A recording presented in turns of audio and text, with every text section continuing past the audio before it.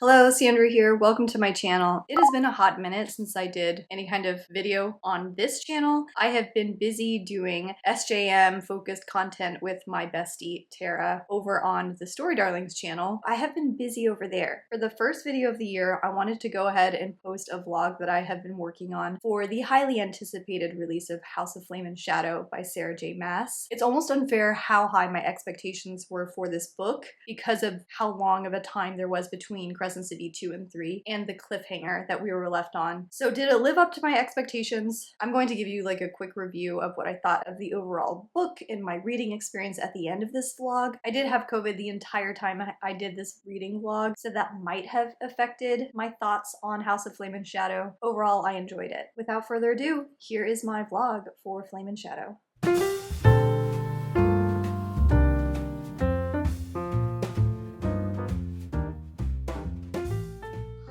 Hello, Sandra here. It is the evening of Monday, January 29th, the night before House of Flame and Shadow releases, and your girl got COVID. My taste and smell is all jacked up. Life has been a little crazy with being sick and also potty training this adorable little Pomeranian that I got from my sister. So this is Gizmo, and he is 11 weeks old, and he's going to be staying up with me tonight as I read Crescent City 3. I did pre-order the ebook and the Audible, so I am covered. So hopefully, 11 p.m. I'm going to check my Kindle and see if the book has been released to me so I can start reading. Gizmo, let's say hi to everyone, okay? He is so good. Like, I make him dance all the time. So this is his, Crescent City 3 dance.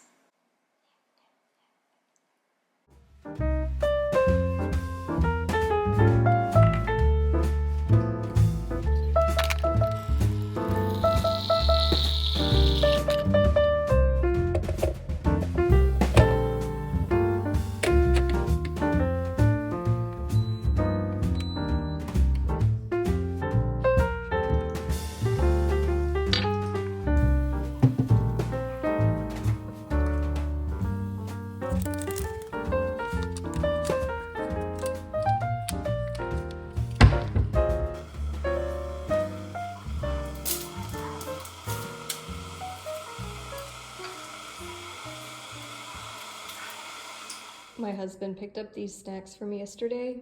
I wanted Starburst jelly beans as a nod to Jelly Jubilee. And then I love Sour Punch straws and the bites. Of course, I can't taste them because of COVID. But the jelly beans I really like as a snack, even though I can't really taste them.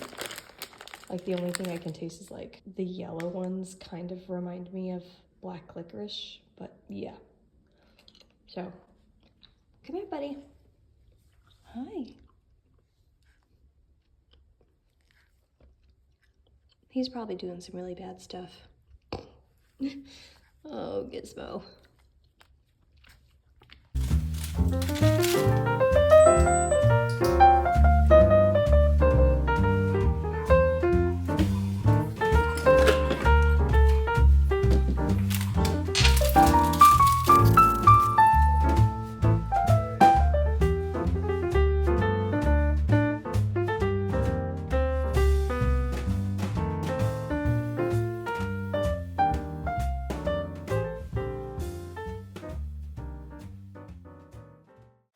Good morning, it's a new day. The ebook for House of Flame and Shadow got delivered to my Kindle very shortly after 11 p.m. Central Time. And I did start reading from the prologue on, but I'm sick, so I didn't get as far as I intended to go. I only got through to chapter 5, I believe. So this morning I've been trying to read, and I've never done this before, but I have so much anxiety for every single character in this book right now. Everyone is in a horrible situation, even Bryce, putting yourself in her shoes. She's on a whole different planet, and she doesn't know if she can trust these people, even though they haven't physically harmed her, but she doesn't know that. So even her, current predicament is just really anxiety ridden, you know? So no one is safe, and it's just every character is in a horrible situation. Therian, like, he is basically a junkie, a venom junkie. Hunt, Baxian, and Rune are not in a good place. Like, my heart is breaking for them every time they have a scene. It's just not good, and I feel bad for them. And so even though I want to read this book, I find myself, like, I told myself I was going to do nothing but read uninterrupted, but I've been trying to occupy myself and keep busy. Like, I'm procrastinating my reading, if that makes sense. Is anybody else doing that? I think I just reached chapter 5 and I started reading it, and it is off with a literal bang, and my jaw dropped. So many crazy things happening. I'm gonna read. Hopefully my puppy will snuggle me. He hasn't been very snuggly. He's just very bitey.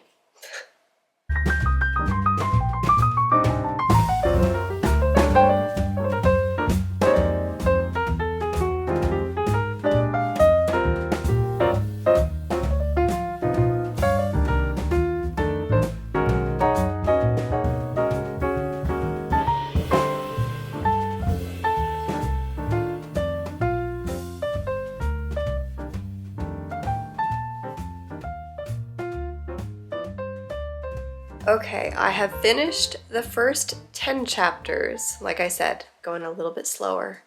But SJM is giving me so many more questions than answers. I mean, she's answering some of the questions with, you know, all of the suspicions that us in the Maasverse fandom have had for quite a while now. But I have so many questions. And so some of the things coming up into my mind, so this is going to be your only warning that there might be some spoilers. So if you haven't read ACOTAR, Throne of Glass, Crescent City, you probably want to do something else. SJM constantly is talking about Lydia, or the Hind's, golden eyes and her perfect face and her lineage, because she's half deer shifter and half witch.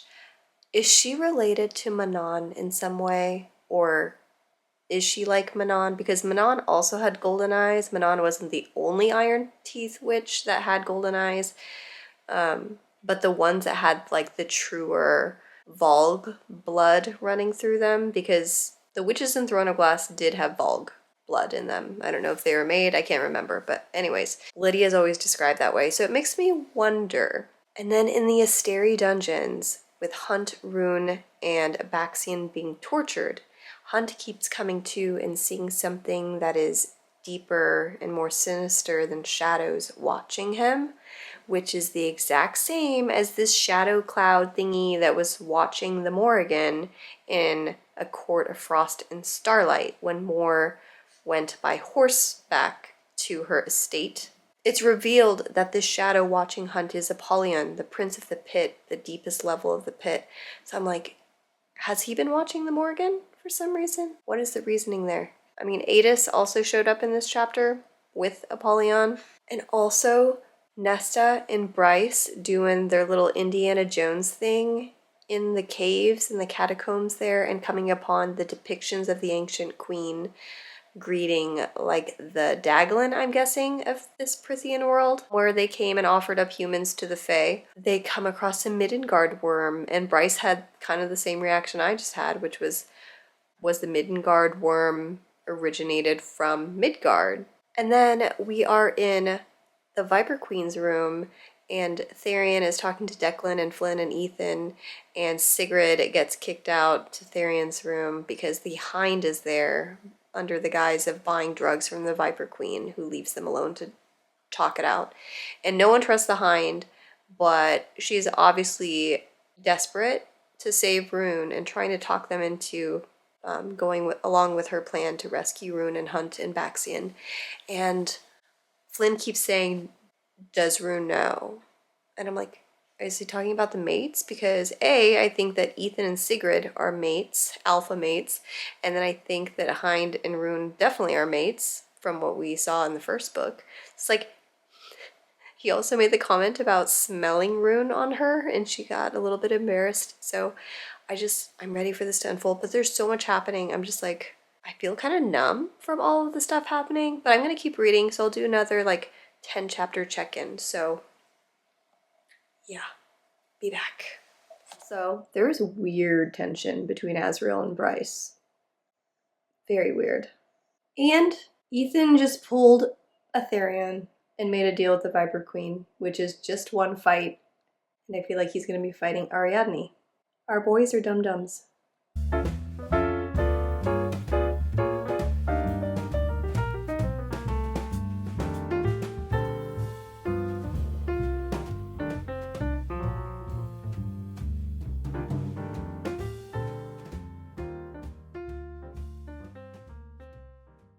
It is day 2 of reading House of Flame and Shadow, and I think I just got to chapter 35.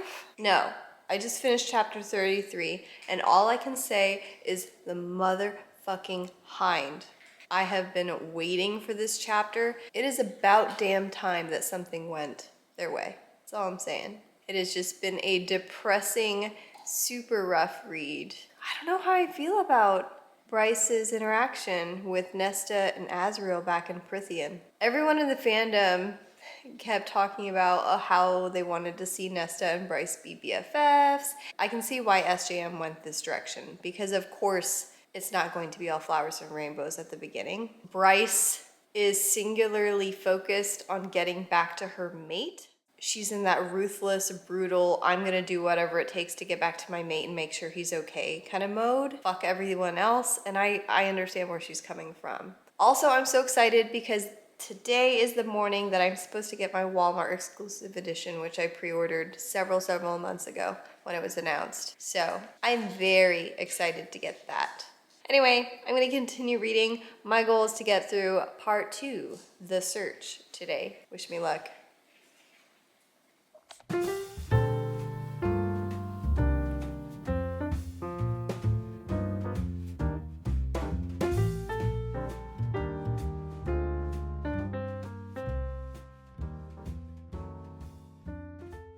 Hello, it is day 3 and I am almost halfway through the book.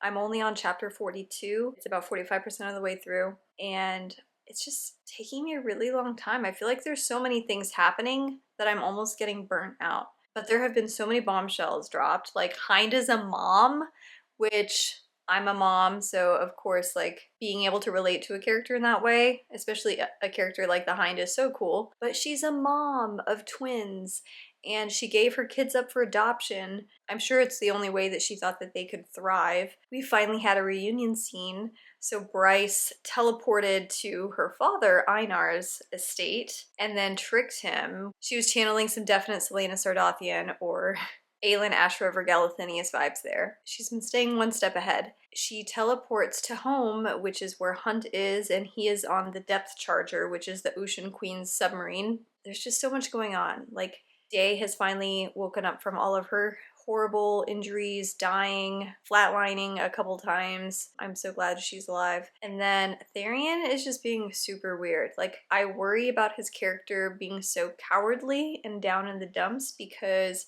characters who are very desperate to add value and help do some really silly things. Take Ethan, for example.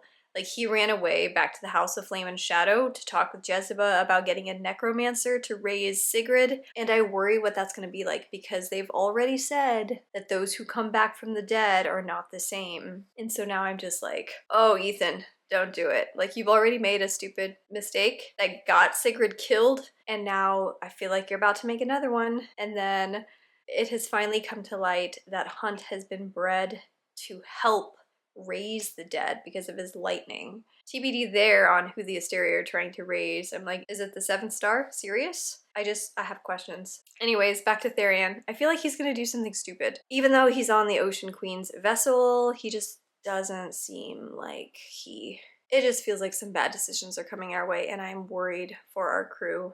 At least they're all together for now. You know, halfway through the book almost. It's about damn time that they finally got some positivity their way. So we shall see. I'm gonna continue reading part 2 and then I'll check in. Bye. Y'all, so I just reached chapter 50 and you know how I was just talking about how stupid our boys are? I have no words for Ethan and Therian. The Ocean Queen is mad pissed at Therian. The Hind and Bryson Hunt and Rune, they just reached the shores of Avalon and they are meeting with Cormac's father, Morven. And Therian goes directly against what the Ocean Queen commanded him to do and jumps ship and goes with them. And then they go into the castle and there's just a bunch of words being exchanged to this very misogynistic king of this city, this land over here. And Tristan's sister has been captured and the king is trying to force his sister into marrying one of the murder twins. And she refuses to. And so Therian volunteers to marry her. And the king grabs a priestess of Chthona and just does the wedding ritual right there. So now Therian is married and Tristan's brother-in-law. I have no words. Meanwhile, Ethan keeps making terrible mistake after terrible mistake because Hypaxia completes the necromancy ritual.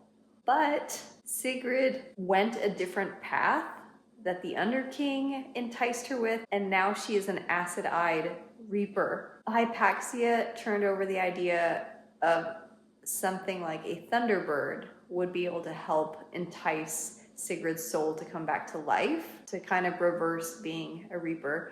So now they're going to hunt down Sophie's body, which we knew there was something weird about how SJM was writing the whole Sophie's body thing in House of Sky and Breath. They're going to go after Sophie's body, which apparently is also in the Misty Isles of Avalon. And they're going to try and raise Sophie's body from the dead now to use her lightning power to bring Sigrid back. This is snowballing into a series of very unfortunate events.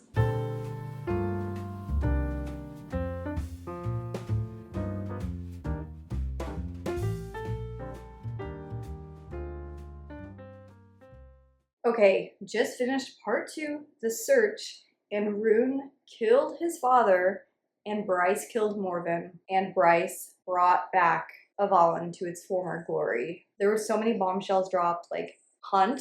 My inklings were correct. This is like a Final Fantasy VII Sephiroth origin story almost. Yeah, so he was definitely, as Hunt puts it, a test tube baby. So that was shocking. Very curious to see how this book wraps up because as we know in SJM books, the last part of every book is just crazy. So I'm gonna buckle up and then get reading.